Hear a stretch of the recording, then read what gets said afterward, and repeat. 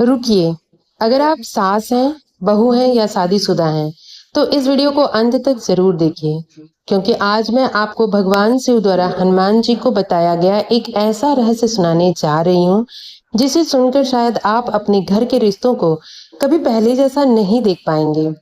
क्या बहू केवल संजोग से घर में आती है या वह पिछले जन्मों के कर्मों का उत्तर बनकर आती है? आइए जानते हैं।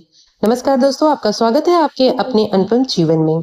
यदि आप सनातन धर्म की ऐसी दुर्लभ और प्रेरणादायक कथाएं सुनना पसंद करते हैं, तो वीडियो को अभी लाइक कर दीजिए और अनुपम जीवन को सब्सक्राइब करके बेल आइकन जरूर दबा दीजिए। अब सुनिए यह अद्भुत कथा। एक दिन पवन पुत्र हनुमान जी कैलाश पर्वत पहुंचे। भगवान शिव गहरे ध्यान में लीन थे। कुछ समय बाद जब महादेव ने नेत्र खोला, तो हनुमान जी ने हाथ जोड़कर पूछा, प्रभु, पृथ्वी पर मैंने अनेक परिवार देखे हैं। कहीं सास और बहू माँ बेटी की तरह रहती हैं, तो कहीं हर दिन कलह होता है। ऐसा क्यों? क्या यह केवल स्वभाव है या इसके पीछे कर्मों का कोई रहस्य छिपा है?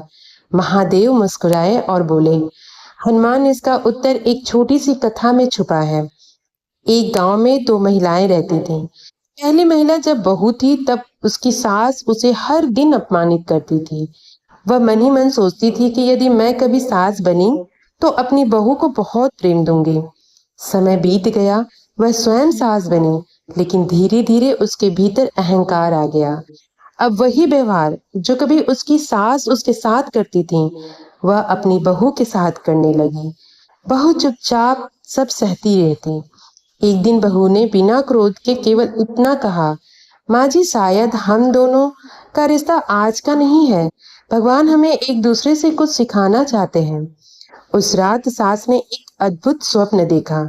स्वप्न में भगवान शिव प्रकट हुए और बोले, जिस पीड़ा को तुमने कभी सहा, उसे समाप्त करने के लिए तुम्हें अवसर दिया गया था, लेकिन तुमने वही पीड़ा आगे बढ़ा दी। यही कर्मों का चक्र है। सुबह होते ही सास की आंखें खुली और आंखों से आंसू बहने लगे।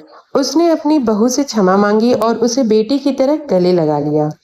भगवान शिव ने हनुमान जी से कहा, हनुमान, घर में आने वाला हर रिश्ता केवल भाग्य नहीं होता, वह हमारे कर्मों की परीक्षा भी होता है। जो प्रेम देता है उसे प्रेम लौटकर मिलता है, और जो अपमान देता है वही किसी न किसी रूप में उसके पास वापस आता है। यदि इस कथा ने आपके हृदय को छू लिया हो, तो कमेंट में हर हर महादेव अवश्य लिखें और इस वीडियो को अपने परिवार के साथ जरूर साझा करें, क्योंकि हो सकता है एक छोटी सी सीख किसी के घर में बड़ा परिवर्तन ले आए। मिलती हूँ अगली प्रेरणादायक कथा में। तब तक के लिए हर हर महादेव, जय माता दी।